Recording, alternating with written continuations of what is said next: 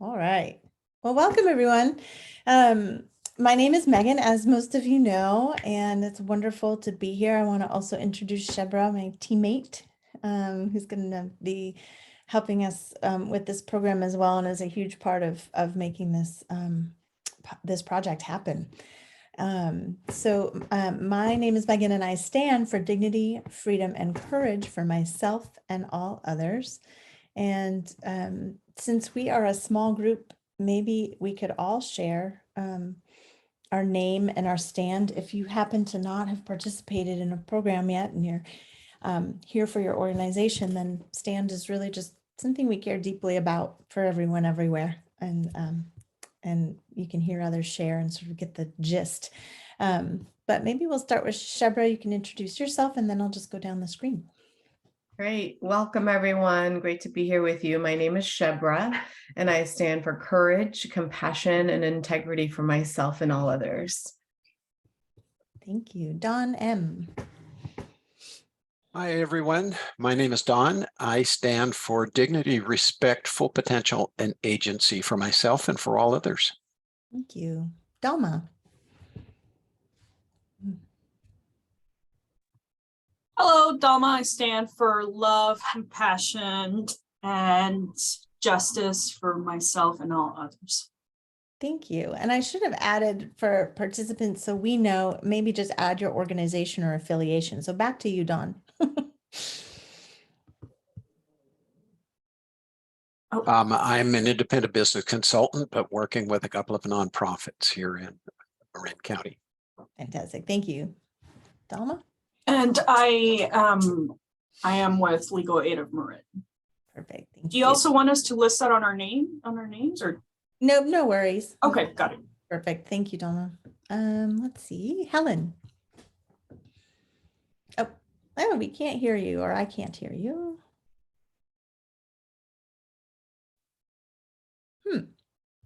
We'll come back. Maybe try calling in if nothing else works. Thanks. Okay, Giuseppe. Yes, my name is Giuseppe Dezza. I'm the director of the online magazine that deals with historic memory and culture mainly. It's I believe in freedom and democracy and freedom of speech. Thank you. Yolanda.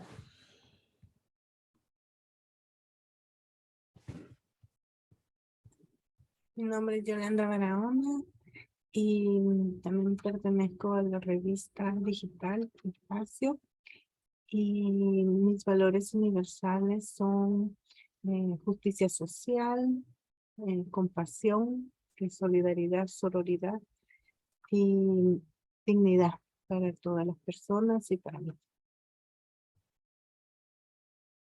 Thank you. Thank you. Dave. Great to see everyone. My name is Dave Cord. I stand for love and honesty for myself and others. And I'm the executive director of the San Geronimo Valley Community Center in West Marin. Beautiful. Thank you. Uyanga. Uyanga.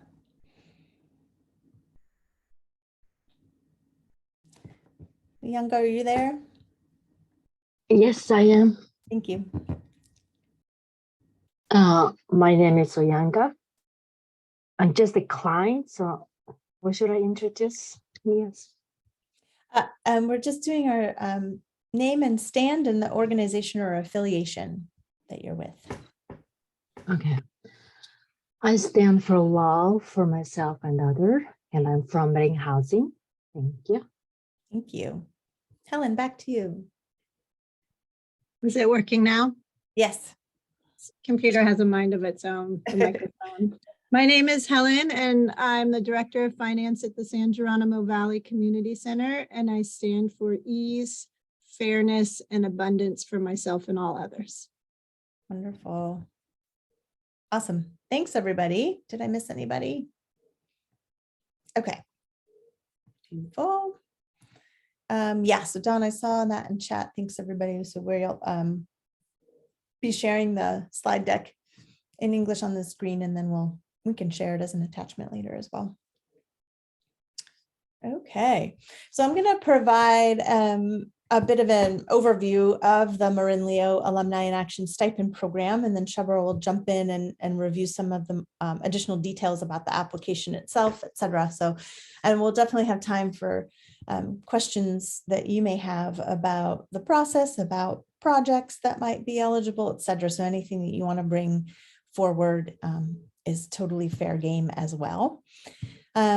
So the purpose of this, how this all began, this will be our second round of the program. And we've been working with Marin Community Foundation, obviously on the Marin Leo program and making that come to fruition for free to Marin Changemakers. Thanks, Shebra.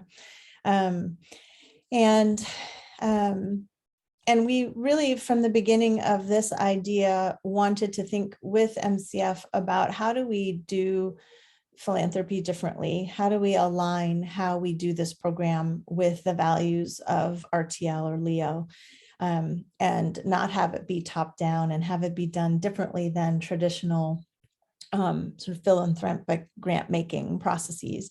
So this program is really designed to provide some seed funding. We know that a grant up to $10,000 isn't the be all end all and won't create huge access to giant outcomes, but we, even just in the first pilot, have seen how that seed money was leveraged to create pretty big outcomes in the community. And we'll share some of the projects with you, but it's really exciting to see how seed funding for something that isn't traditionally fundable was allowed people to make the case and sort of grow and go to scale with some of the ideas that they had in the community for doing things differently. So that is also why we call it a stipend program and not a grant program, because the money is not tied to having to have a 501c3. We wanted to also be able to fund individuals' projects, volunteers' projects, people that may be grassroots leaders or those that traditionally don't have access to funding from traditional funders. So we wanted to do it differently in that way as well. We are also not a 501c3. So us administering the grants was possible to create a stipend rather than a grant. So that's sort of our thinking differently and outside the box on how to make this happen. And then we really wanted to be able to provide a space where so many amazing projects and ideas and breakthrough initiatives come out of the Leo cohorts. And yet we know that it takes time and effort and resources to make those programs come alive and those projects be able to be implemented. And so we wanted to create a space where we're really supporting those of you as alumni who have an idea for a project or are working on something, and help boost that, help it go to scale in some way in the community. So, and I'll get to key dates in a second, but just a little bit about who is eligible and the stipend amount, and then we'll talk about some of the key dates and the requirements for receiving the stipend. So anyone who is an alumni of the Stage 1 program, whether it was Leo in Marin, whether you did it as Leadership for Community Transformation in the Central Coast, or if it was Leo in Oakland, or any of the iterations, the national cohort, RTL, any of the iterations of this program, as long as you are creating change in some way in Marin County, and you're based in Marin in that way, you're eligible for this. So, and it's you and then your organization. So even if you've done it, but your team hasn't, you're still eligible to be able to receive a stipend award. And the stipend award will be giving out 5 stipends of up to $10,000 each. And we have a selection committee that will go into more depth about, but it is not Shebra and I as gatekeepers on this. We have an incredible selection committee of other alumni and even youth that have participated in the alumni projects in the last pilot program. So we have a selection committee of peers, let's say, from Marin, who will be helping to make the decisions on the applications that come in. So key dates, as you're seeing on this slide. So we've started accepting applications already. So feel free, if you're ready, to get those into us. And the last date for applications is March 24th. So you have another couple of weeks to get those in. Obviously today we've got the information session, and then we will be announcing the stipends by April 28th. So that's the timeline. You'll know by April 28th the outcome of that process. And then the requirements for participating in the program, and we really see it as a win-win. Again, we wanted to make sure that we are doing things differently, not creating a laborious process where there were a lot of paperwork requirements and tell us how you're going to solve the world's problems with $10,000 and all the stuff that sometimes funders do. We wanted to make it a win-win, make it something that's really supportive of you and that's leveraging the work that you're doing to create big impact in the community. So as part of being in the cohort of stipend awardees, you'll have 2 technical assistance or coaching sessions with Shebra and I, where as a cohort, we participate together. They're virtual sessions. One will be in about the first month of the grant award being actually given to you, and then one at about halfway or so, 6 months into the award. And it is a year-long timeline for the full award. And those we use the RTL tools to help strengthen the design of our projects and programs together. And it's obviously much more intimate than the full cohort. We get to really dig into each person's or awardees team's projects. And those sessions are not just for you, but for your team, whomever your project team is, can participate in those. So we'll go through some of the principal design tools to help really strengthen the design and reflection on how you're designing your project. And then the final report, this was Shebra's brilliant idea last time, and it worked out so beautifully that we'll likely do it again, is not a lengthy written report where you have to fit 10,000 characters into a tiny box, but rather a video, a 3-minute video that shares based on a set of questions that we provide that are really based on the CFSR worksheet. And have you reflect on your journey, on the outcomes that you were able to create, on what's shifted and changed, what you've learned, etc. And we're going to share some of the videos from the last pilot program with you in just a moment. So any questions on, oh yeah, and thanks. Who's eligible? I mentioned this. Marin-based change makers who've completed Leo and your teams, non-profit organizations, but also individuals. You don't have to have a 501c3. If you aren't affiliated with a nonprofit, then we need some sort of entity or partnership or collaborative that you'll be working with. And we do need a W-9 to provide the funds. So I'll just pause there and see if anybody has any questions about logistics before we move into reviewing the application. Giuseppe, yeah, thanks. Yes, thank you. It's a long story. I'll try to keep it very short. We are legally an LLC registered in California and in Marin County, right? And that's it was kind of it's a political decision about doing some media work in the States, in the so-called diaspora. It's a Spanish magazine we're publishing, but also, within Central America. So it's a complicated political situation in El Salvador, especially, and Nicaragua, as you probably know. So we decided to be an LLC. So are we going to be able to participate? And a second one, we do have a fiscal sponsor in case it's needed. So I'm just going to leave it at that. Thanks. Yeah, I appreciate that. We are also an LLC for very intentional reasons to not have our hands tied in many ways. So we can definitely relate. I think, so as far as your entity, the kind of entity you are, yes, you are eligible. I think the only requirement would be that your work is in some way impacting Marin directly, Marin County. So that would be the only caveat to the scope of the project for this. Yeah. Don, didn't see your hand up there. Yeah. Let me find the mute here. You said it's a year long, so that raises the question of, is it paid out over a year's period of time, $833 a month, or at the beginning? What if it's a shorter project, et cetera, et cetera? Good question. Yeah, no, it's paid up front. And, but it's meant to span the scope of a year that you have to implement your project. So whatever way that needs to be used, but it's paid up front. And we do ask for a budget template, which Shebra will get into. Giuseppe.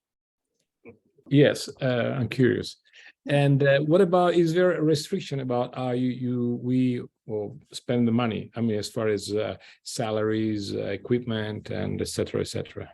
I'm gonna pass to Shebra now because she'll be going over the application, including the budget template. So she'll answer that. Great, thank you. So I'll come to that, Giuseppe, but I'm going to first go through the application form with you all, and I will share my screen. Let's see. Let me put the Spanish application form in the chat for those who are following along in Spanish. So let me do that. Okay, and these are all online as well. So, okay. Are these in Sutra or the Leo site? They're on the website, right, Megan? They're on the Leo web, the Impact Launch. Yeah, these are linked on our website. Mhm. Okay. All right, so I'll go through this application and the budget form, and then I'll pause to see if you have any questions. So we, as Megan said, we are using the RTL tools as part of this entire process. So these questions will look familiar to you because they come directly from the Conscious Full Spectrum Response Project Design Worksheet. So there's instructions up at the top that share where you can find more information and what's required for a complete application, which is this form and the budget form that I'll go through. And the W-9 that Megan mentioned we'll need from each organization or individual as appropriate. Megan went over the deadline. Oh, is this, yeah, March 24th. So the submission process is pretty simple. Just attach the application and the budget in a PDF format to an email and send it right here to programs@impactlaunch.org. You'll receive an auto response once you submit it, and then you'll hear back, for this date is incorrect. You'll hear back from us by April 28th.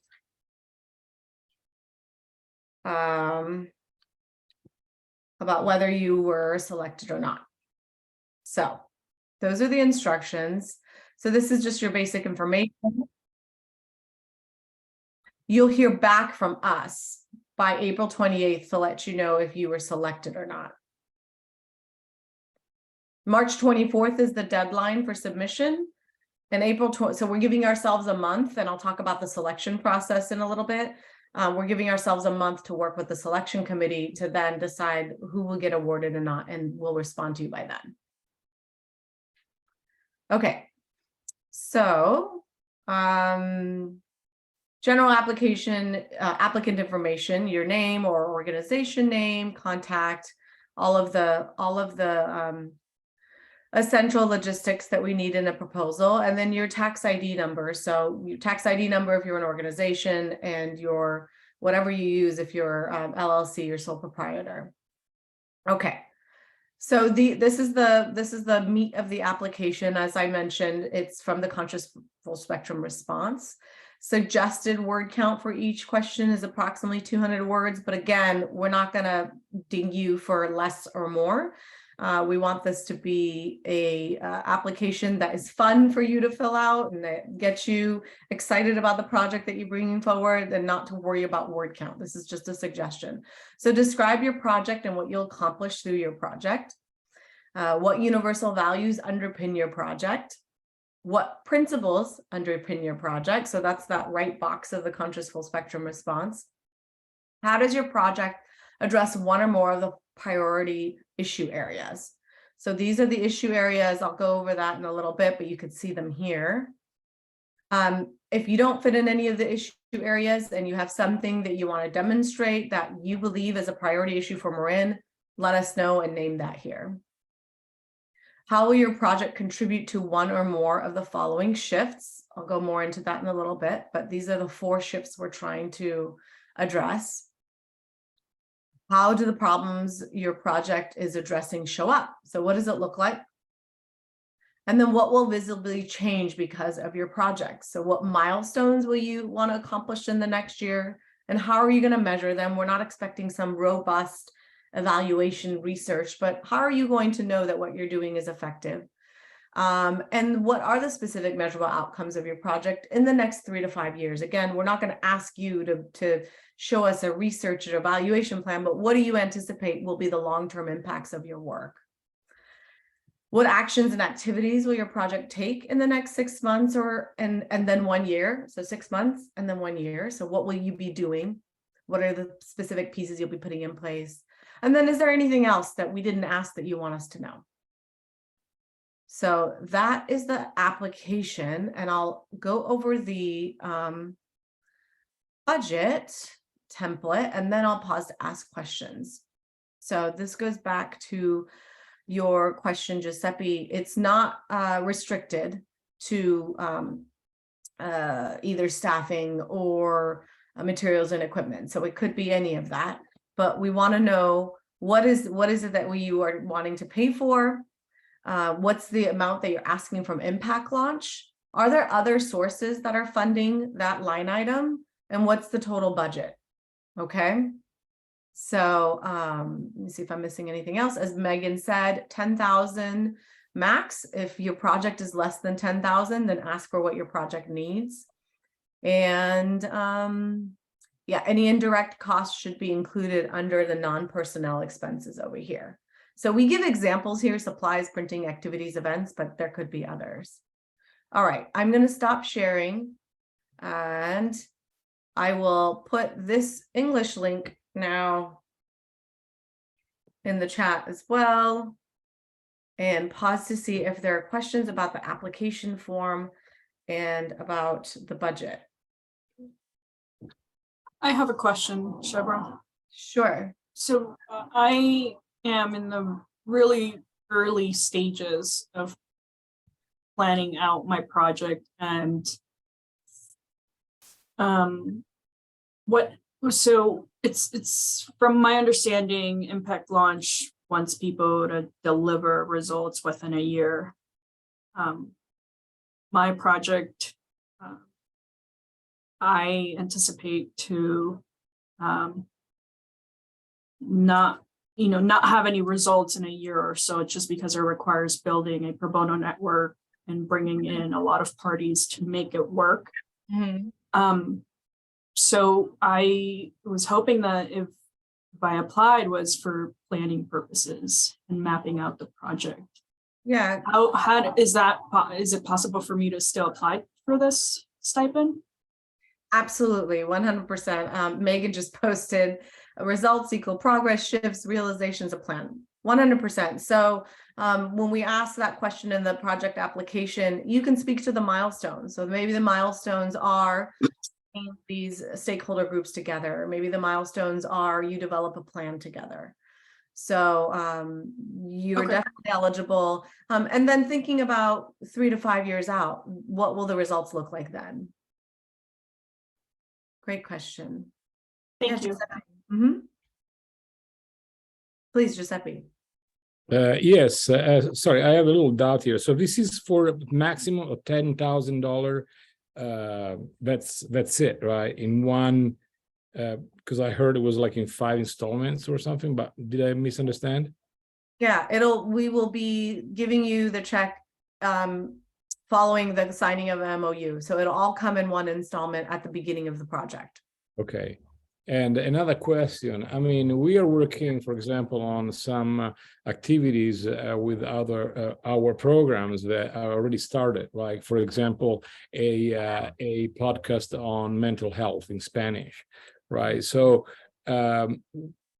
what about, if we want to expand all that, and how do we justify that $10,000, whatever that is, to increase that particular program?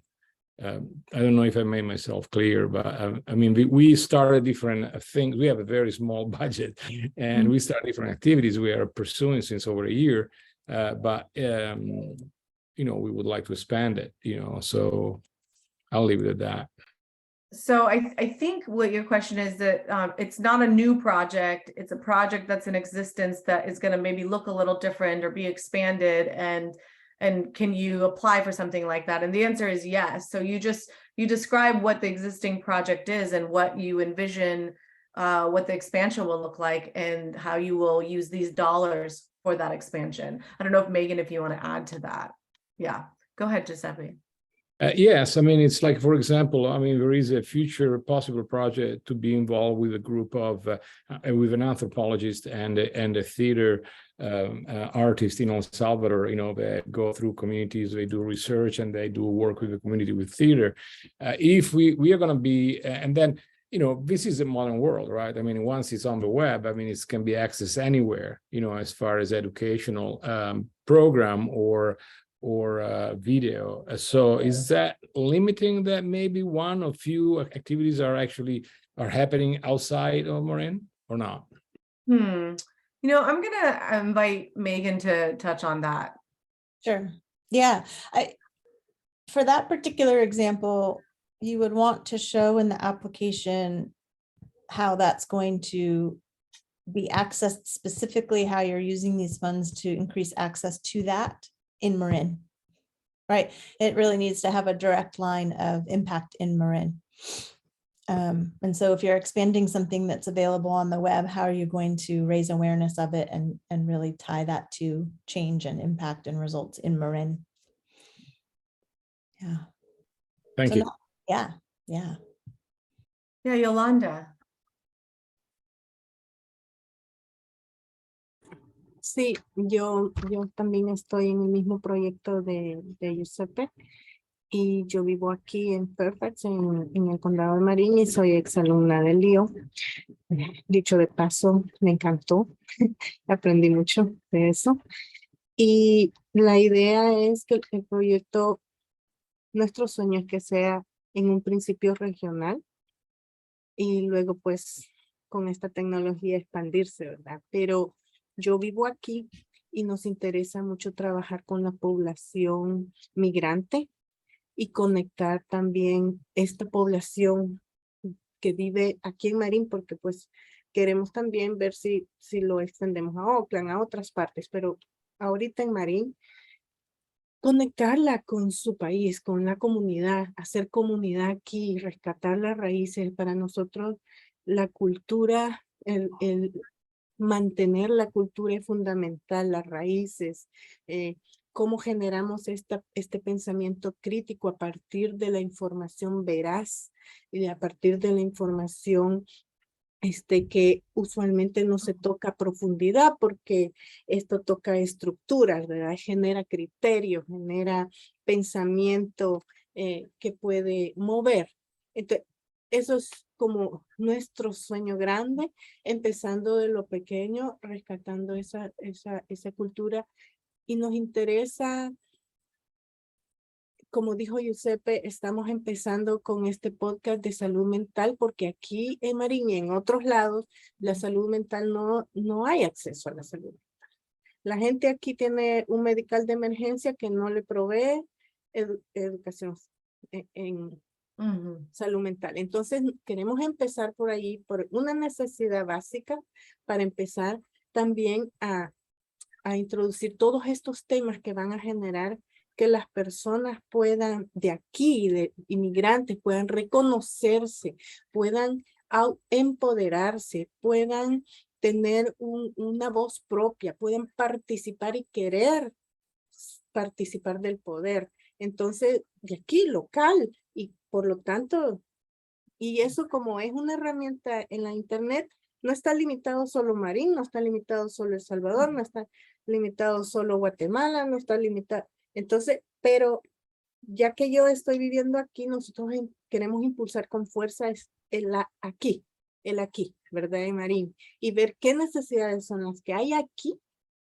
para en esta parte, porque esa área nosotros le hemos nombrado de diáspora y comunidad. Vea, entonces queremos hacer todo ese trabajo con la gente. Yo soy Family Advocate, ese es mi trabajo que me da para comer. Estoy en Marin Community, en Community Action Marin como Family Advocate en un sitio de preescolares y trabajo con las familias, trabajo con la comunidad. So I'm just, Quería thank you. aclarar. Oh, thank you so much, Yolanda. I'm just gonna ask to pause here.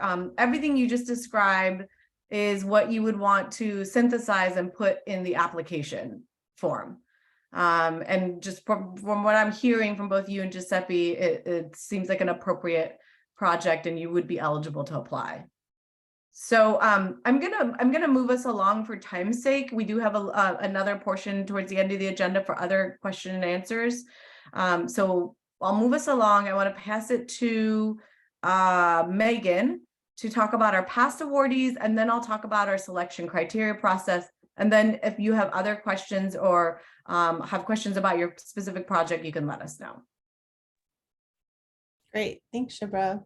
And we're available, not to guide the design of your project, but if you do have questions about eligibility, et cetera, we're always available via email after this as well. So we wanted to share a couple of examples of projects from the last cohort, just to inspire and to give ideas and to see what emerged out of the last cohort of awardees. So I'm going to share not their entire videos, but just some highlights and snippets. And we have a compiled video of many of these on the website as well that you can view. But this will give you a sense.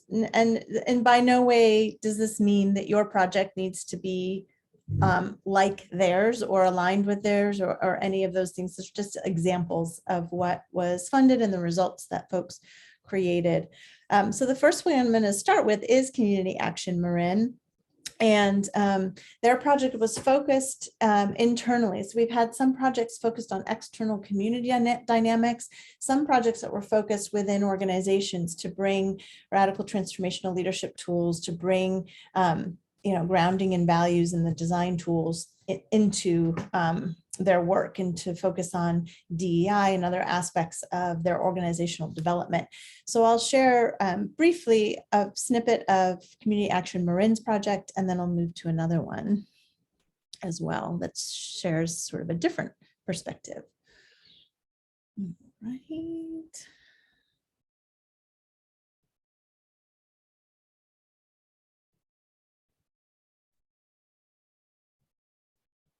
We had an idea that we wanted to bring Leo to our agency and to all of our staff.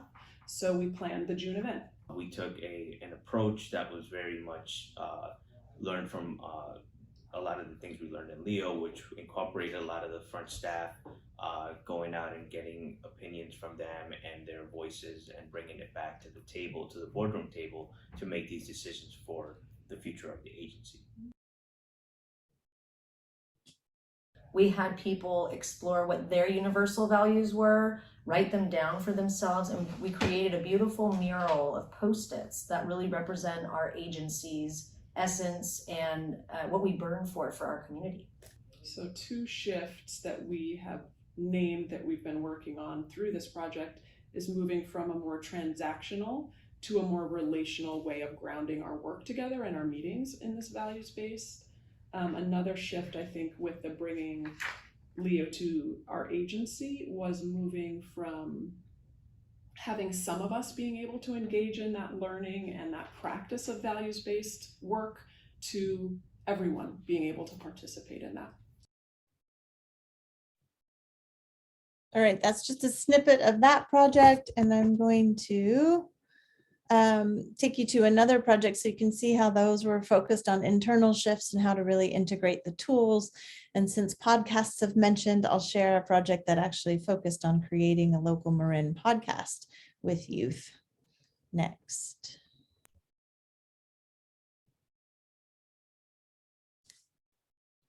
Uh-oh, there we go. And we are from Marin Promise Partnership.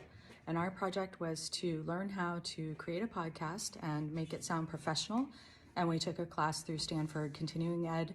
We also learned about the equipment needed, and our purpose was to hear the stories from youth of color across the county and hear their experiences around race and racism.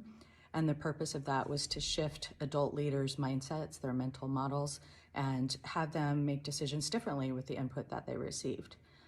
Going into the project, we were able to accomplish several things. We were able to take the class at Stanford, and it was a really incredible class. We learned how to use free library resources online to produce sound effects and to get the kinds of music and editing software that we needed. And so we were able to learn how to do a really simple, easy, and inexpensive podcast without much equipment at all. We used the microphones that we have already. In terms of shifts that we made during the project, we initially went in with the idea that we would give stipends to students that we interviewed about their experience with race and racism across the county.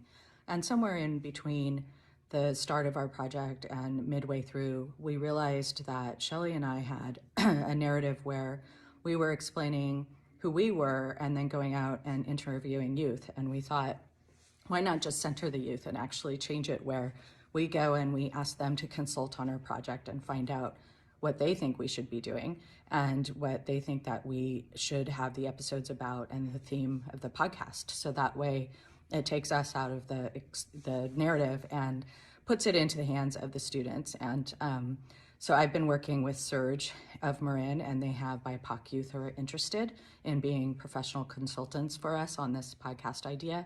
And we also have other partners who are really interested, such as the Marin County Free Library or Forwards, or perhaps a probation department with Don Carney as well.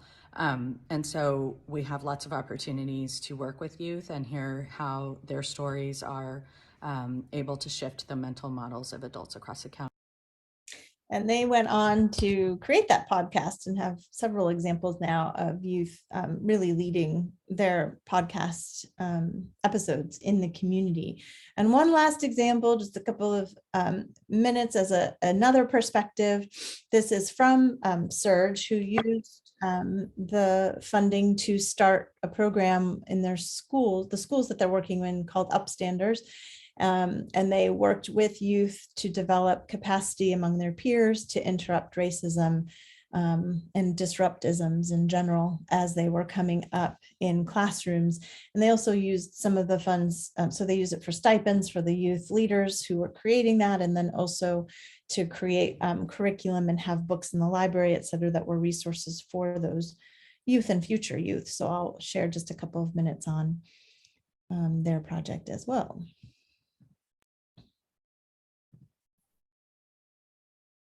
Interested in getting the youth's perspective on what shifts do you see happening with the training of students and staff on your campus to become upstanders? Part of the community we currently belong in, we now have a place as a stronger entity within our community who are able to show people how to make changes and how to have this this culture and shift culture within our community. A lot of the adults that me as a child and my peers have grown up with, they tend to turn the other cheek in situations that have to do with microaggression, racial oppression, the other cheek towards those things because of lack of resources or just not really knowing what to do, because as an adult growing up in an area of life where all those things were overlooked,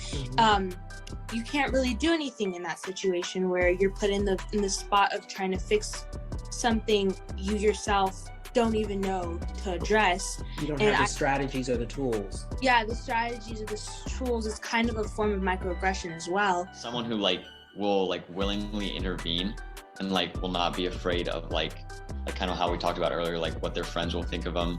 It's really that next step that I think has been the biggest part for me in overcoming is really standing up and not caring what other people are going to think when they're oh, he just said that he's all weird and stuff like that. It's no one really thinks that. It's just it's a preconceived notion that is really held by a lot of people that really withholds them from being an upstander. All right. So a few examples, very different projects, but each focused on different aspects of creating change. And you can see the different kinds of results, different levels of results that folks are generating through this seed funding. All right, I'll hand it back over to Shebra for our next piece of information. Okay, so I'm going to speak a little bit about our selection process. Megan, would you mind sharing your screen so I can look at my notes while you do that? Okay. So, all right. So as Megan talked about earlier, the purpose of doing this is really to shift from that traditional philanthropic process of internal selections and you know, in our silos, just sitting at a desk saying who will get funded or not, to a more inclusive process. And so as such, we are working with Marin Community Foundation. They're helping support the funding for this. And so there will be a Marin Community Foundation representative on our selection committee. We've invited the alumni, the Leo alumni who are based in Marin. And so we'll be working with 3 to 4 alumni from Marin. And then we also will have youth participants. As you just saw in those videos, a lot of our projects from the last round were really centered around youth and youth empowerment and youth engagement. So we will have awardees from the last round who were youth participants. So they were recipients of the grant projects, and they will also be part of the selection committee. So we can go to the next slide. All right, so the criteria that we'll be looking at with the selection committee, and the selection committee will have all this information as well. So we're all working off the same sort of template and the same criteria. So as is listed in the application, we want to see that you're focusing on one of the priority issue areas that have been identified in Marin. So these are tenant protection and or housing, guaranteed income and or economic equity, early education and care, community and civic engagement and power building, racial equity and diversity. So these are the 5 priority focus issue areas. But again, if your issue area does not fall within one of these 5, but you believe that it is a priority need for the community, share that with us. And there's a space in the application for you to do that. All right, we'll go to the next slide. So as is part of our conscious full spectrum response, we want to see shifts, right? We want to see shifts in cultural shifts, narrative shifts, policy shifts. So the shifts that we're focusing on as part of this stipend project are around shifting from separate efforts for equity to synergistic partnership for equity, shifting from majority white leaders to Black, Indigenous, Latinx, and other leaders of color, shifting from talking about equity to taking action on equity, and then shifting from systems that perpetuate inequities to systems that deliver equitable services. So in your proposal, we ask that you show how your project contributes to one or more of these shifts. And then next slide. So we've touched on this quite a bit. You know, part of the beauty of this stipend project is that we get to use the RTL tools, the Leo tools, in real time.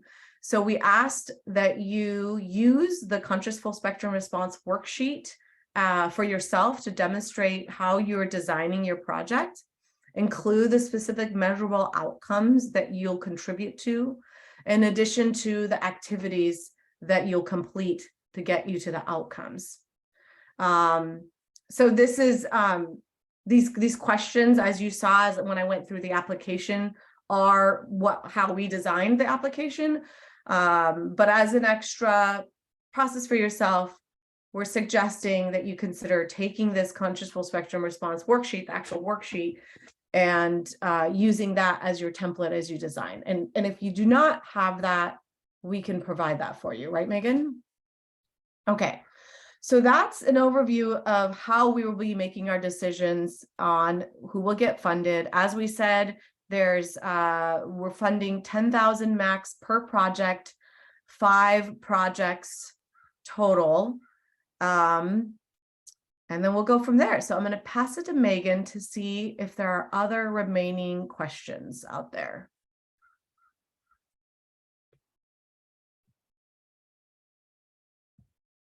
Anyone have questions? I have a few frequently asked questions I can answer for you if no one has any. But yeah, let's start with Dave.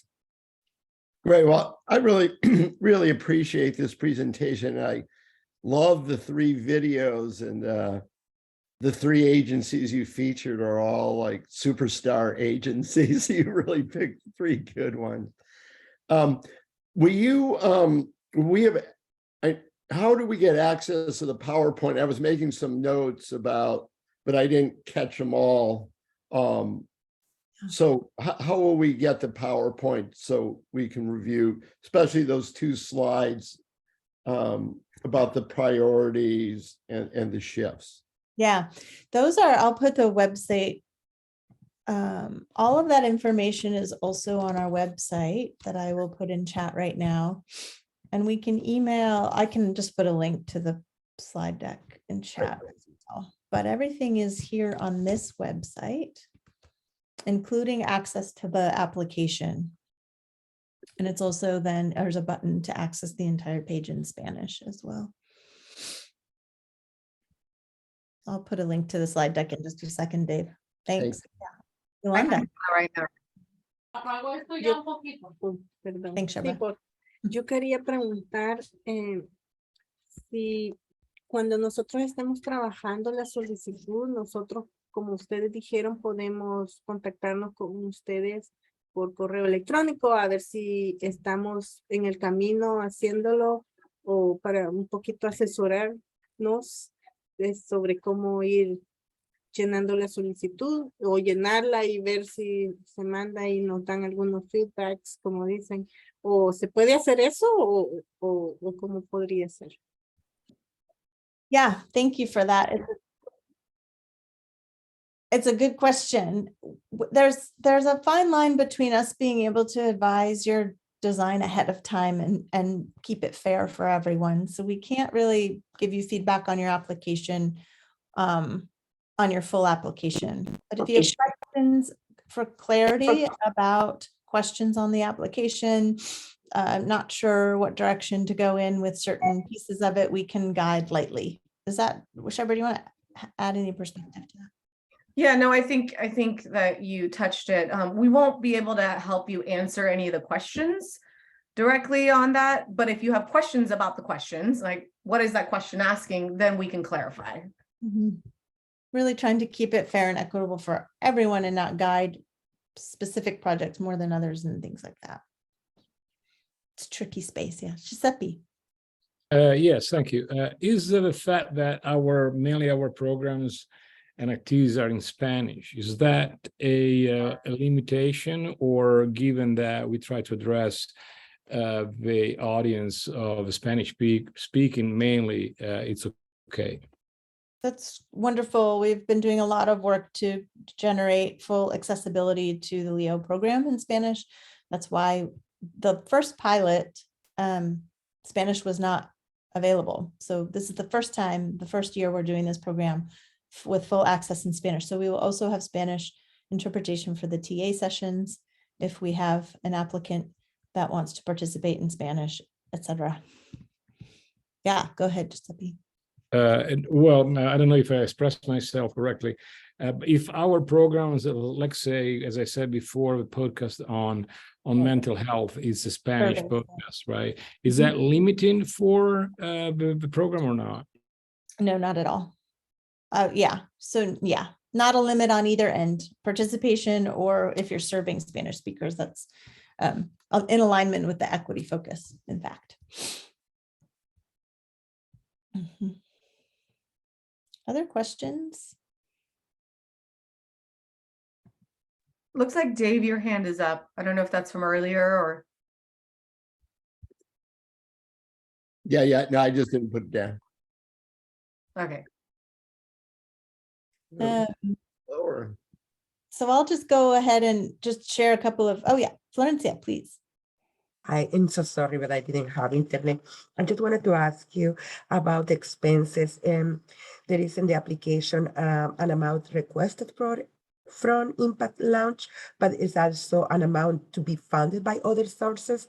If we don't know yet, if maybe other sources will be funding also similar project. We don't know yet about that either. So, but could be or could not. So how you answer that? Shepherd, you can fill that in with pending. So pending means you're uncertain that that's coming through, but you're seeking that funding. And it's not necessary to have other funding sources. It's helpful because it's a small amount and it's seed funding, but we've also experienced that at least 2 of the previous awardees were able to leverage that seed funding and then get additional funding from the county, from federal, et cetera, other sources. Last question. So, and if we have a lot of locally, a lot of other organizations and institutions applying for similar projects that support early childhood education and youth care, how do you work with that and how that influence the decisions? I don't know if there is more. The interest in my side is just to see if we can apply for that. Focusing on that area, but I don't know how many more are working on that. So if you're looking for more partnerships and collaboration, I don't know how that.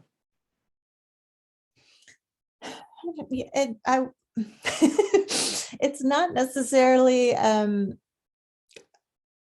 it's not a boost or a negative on your application, I would say. It's sort of neutral. The previous cohort happened to, a lot of them focus on youth issues, but it wasn't wasn't necessarily what we were looking to fund or things like that. So those patterns are random as long as they are within the major shifts that we noted and the addressing the key areas within the community that we noted, unless you can make the case for another issue area. But it sounds like yours would be quite aligned with the existing issue areas. Shepherd, do you want to add anything? Mm-hmm. And partnerships are welcome. They're not necessary. We understand some of this is planning for partnerships, but collaborations, partnerships, really looking to build that synergy in the community is very welcomed. Giuseppe. Again, well, it's a curiosity, kind of a political question. I mean, I saw one of the video that you showed and shared was from the I don't know, you call it CAM, the kind of organization where Yolanda is working. Mm-hmm. And I mean, I might be wrong, but I'm understanding it's a big organization with a big budget, right? So is that true? I mean, how can you allocate $10,000 to a big, kind of, I don't want to say rich organization versus giving it to somebody that maybe doesn't have that amount of money? Yeah, it's a fair question. We also provided, seed funding to Surge that has a very small budget. They didn't have any budget for their project, and it was an individual. So it is really, it's weighing, we do weigh that with the selection committee as part of our criteria, but we also weigh out everything else. And so if it ends up that a bigger organization gets funding as well as smaller ones or individuals, it's based on the full set of criteria, not just one or the other. So we're not ruling out larger organizations. CAM has sent about 30 staff to Leo and really wanted to use this specific funding for organizational change and integration. We saw real potential in that, of leveraging their investment in staff attending Leo to do something different within the organization. So we wanted to provide that opportunity along with others. So really hear you. It's something we definitely consider and take into account in the decision-making process with the selection committee. And again, out of our hands, we have a selection committee to do that work with us. Yeah. So because you're small does not mean you're counted out at all. You are definitely considered equally with everyone else, if not more. Will be big. That's right. Yeah. Other questions? These are great questions and conversations. I appreciate everyone's reflections and helping us think differently as well. That's what it's all about. Yeah. Fairfax, for example, in Marin County, is not considered an area that it's the need in comparison to San Rafael in the Canal or Novato or Marin City. And there is sometimes they asking us also if we are in that area based on the index, health index or Marin race count.